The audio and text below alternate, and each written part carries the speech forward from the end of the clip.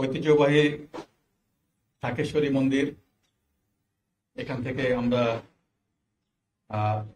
আমার সঙ্গে উপস্থিত রয়েছেন বাংলাদেশ পূজা উদযাপন পরিষদের এবং মহানগরী পূজা উদযাপন পরিষদের সম্মানিত নেতৃবৃন্দ। আমরা দীর্ঘ 800 বছরের পুরাতন ঢাকেশ্বরী মন্দির পরিদর্শন করলাম। অত্যন্ত উৎসাহ উদ্দীপনার সঙ্গে আমরা দেখলাম পুণ্যার্থীরা পূজা অর্চনা করছেন এবং এখানে আসন্ন দুর্গাপূজাকে কেন্দ্র করে নিরাপত্তা ব্যবস্থা নেওয়া হয়েছে। আপনাদের মাধ্যমে এই ঐতিহ্যবাহী ঢাকেশ্বরী মন্দির থেকে সারা বাংলাদেশের প্রতিটি অঞ্চলে সনাতন ধর্মাবলম্বী ভাই ও বোনদের শারদীয় শুভেচ্ছা জানাচ্ছি।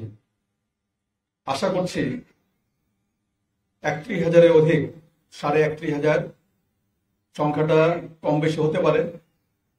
পূজা মণ্ডপে অত্যন্ত শান্তি শৃঙ্খলা সহকারে পরিপূর্ণ নিরাপত্তার সঙ্গে ধর্মীয় উৎসাহ উদ্দীপনার সঙ্গে এবং উৎসবমুখর পরিবেশে পূজা উদযাপন হবে।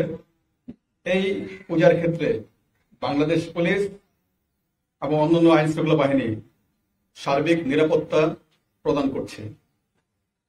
নিরাপত্তা ব্যবস্থা যদি একটু বলতে চাই, সেক্ষেত্রে বলতে পারি যে আমাদের নিরাপত্তা ব্যবস্থার 3টি পর্যায়। এখন প্রাক পূজা যে ব্যবস্থা, পূজার আগে সেই ব্যবস্থার ক্ষেত্রে আমরা প্রতিটি জায়গায় টহল বাড়িয়েছি নিরাপত্তা ব্যবস্থার জন্য। অন্যান্য যে সিকিউরিটি এলিমেন্ট স্কেলেটন আকারে মোতায়েন হয়েছে। গুরুত্বপূর্ণ পূজা মণ্ডপগুলিতে ইতিমধ্যে আনসার ভিডিপি মোতায়েন হয়েছে এবং আগামীকাল থেকে বোধন এবং ষষ্ঠী পূজা থেকে সকল পূজা মণ্ডপে আনসার ভিডিপি মোতায়েন হবে।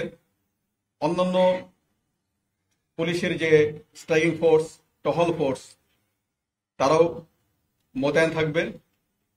এবং আপনারা জানেন যে আইন শৃঙ্খলার জন্য এখন সশস্ত্র বাহিনী প্রত্যেকটি জেলায় প্রত্যেকটি অঞ্চলে মোতায়েন আছে। তারাও কিন্তু পূজার ডিউটি পালন করবে।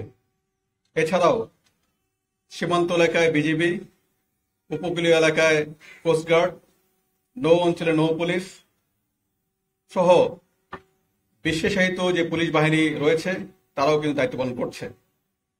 আমরা যে কোনো জায়গায়, যে কোনো পূজা মণ্ডপে যদি কেউ শান্তি শৃঙ্খলা বিঘ্ন ঘটায়, যদি কেউ অপতৎপর চালায়, সেই ক্ষেত্রে তাৎক্ষণিক দ্রুত ব্যবস্থা নেওয়া হবে।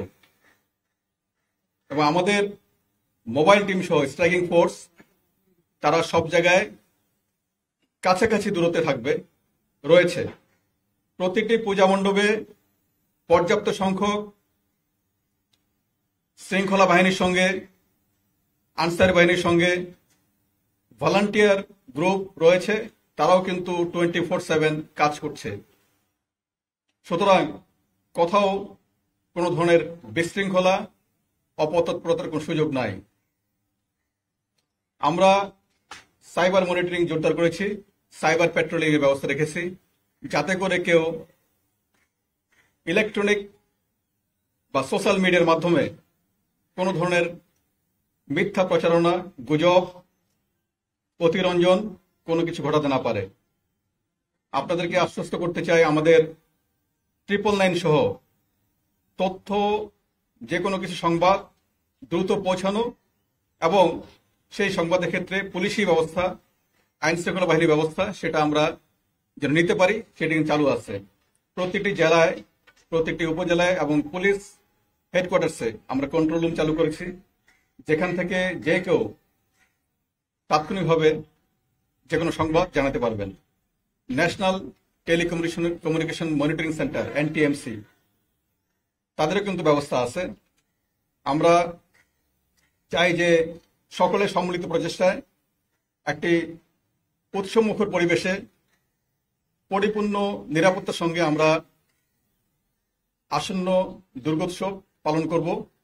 এখানে কোনো ধরনের বিশৃঙ্খলা, কোনো ধরনের অপতৎপরতা কোনো সুযোগ নাই।